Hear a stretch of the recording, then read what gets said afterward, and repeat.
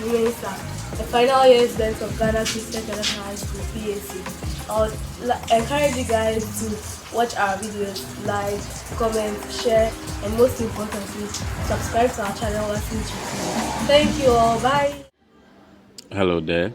I welcome you once again to our virtual history for today.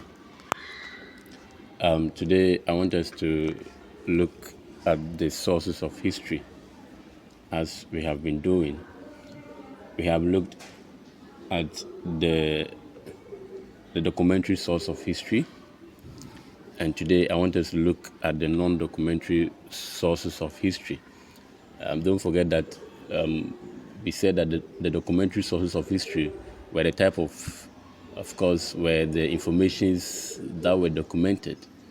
And we also saw some examples of the documentary source of history. And today we want to look at the non-documentary sources of history. So without wasting much time, let's go in there and find out what the non-documentary sources of history are. So our lesson objectives will be that by the end of this lesson, you should be able to explain and give examples of non-documentary sources of history. Okay, so when you are asked about non-documentary source of history, you should be able to explain and again give some examples of that. Again, you should be able to differentiate between a primary and a secondary source of history. Which type of history is considered as a primary and which type of history is considered as a secondary source of history. Then we also should be able to state examples of written sources of history. So you should be able to give some examples of written sources of history. And this is going to be our lesson objectives for today. So let's go down there and look at some of the issues over there. So what do we mean by a non-documentary source of history? So a non-documentary source of history refers to a piece of information about the past event which are collected, other than books and other written sources or materials. Okay, and so informations that help or that historians get, which are actually gotten outside books, are what we refer to as a documentary source of what history.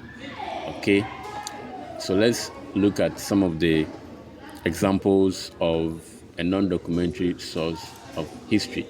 So we have archaeology. We will look at archaeology. We will have serology. We have oral tradition. We have numismatics. We have linguistics. We have ethnomusicology. We have ethnography. We have ethnozoology. And we have art forms. Okay, and the last one is ethnobotany. So these are non-documentary sources where historians can get information, and these are mainly disciplines. Now, we will look at the definitions of each of these disciplines as we move on, and then we also look at the advantages and again the disadvantages in using each of these disciplines to reconstruct the history of Africa. And so we will do that in our subsequent videos. So let's look at the differences between a documentary and the difference between both a primary and a secondary source of history. So let's take a look at the differences. What do we mean by primary sources? So primary sources are materials produced by the people or groups, the people or groups who are directly involved, or directly involved in the topic under discussion. All right, so they are directly involved, under the topic. So directly, okay, directly involved in the event or the topic under discussion. Okay, and so what then it means is that either these people were a participant or they were what? They were a witness. So when somebody narrates an event to you and that person happens to be part of that event or happens to be a witness to that event, we say that the information that you are getting from such a person or individual is a primary source, because the people or the person giving you that information is actually directly involved in the event or was a witness to that event. So, for instance, there is a fight between Kofi and Amma in a classroom, and a student happens to be a witness to that fight.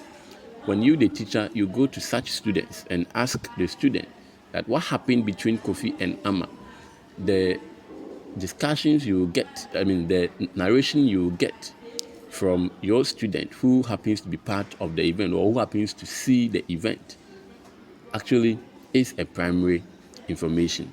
So it could be the information coming from Kofi, who was involved in the fight, or Amma, who was involved in the fight, or a witness who saw Kofi and Amma fighting. Such account that you get from such people are classified as what? A primary sources of information. It's a primary information. Let's then look at the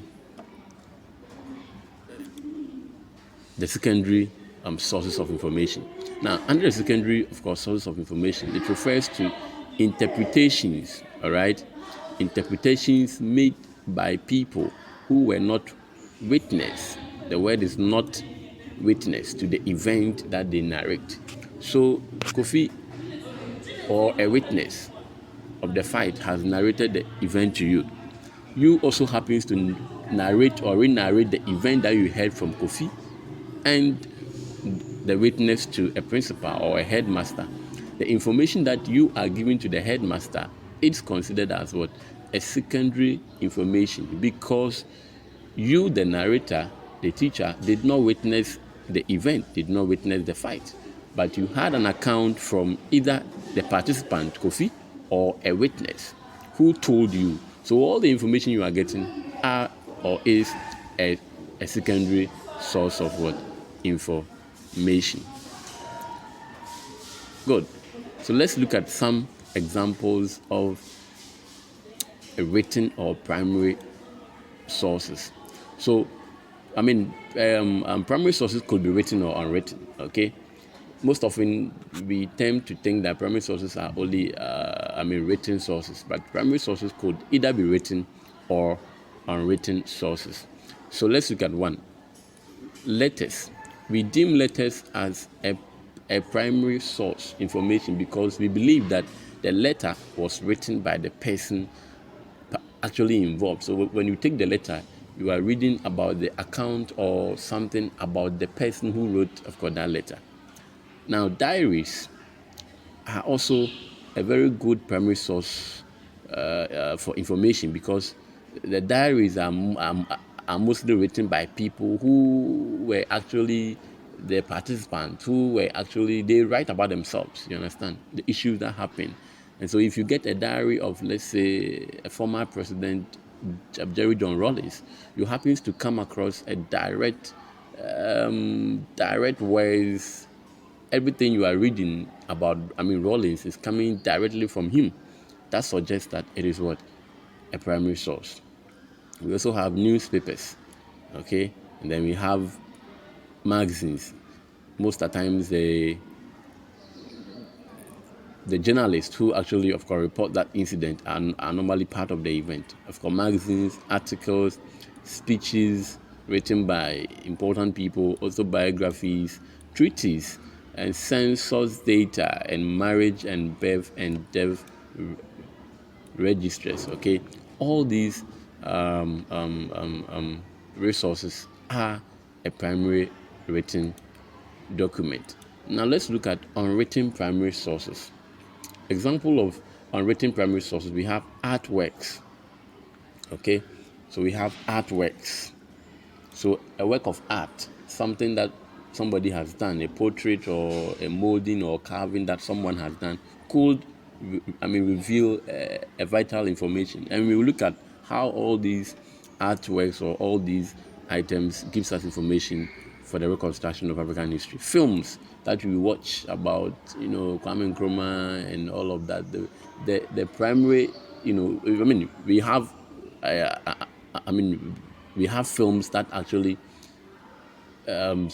depict or celebrates how Ghana's first independence was, celebrated. And these books, and these films are there, and they are a very good source of course, primary information. And then we also have audio recordings of some people, and then items of clothing. Sometimes we go to museums, we see items of clothing of some important people or personalities, household objects that some of them use, and then important tools, and the last one, archaeological remains.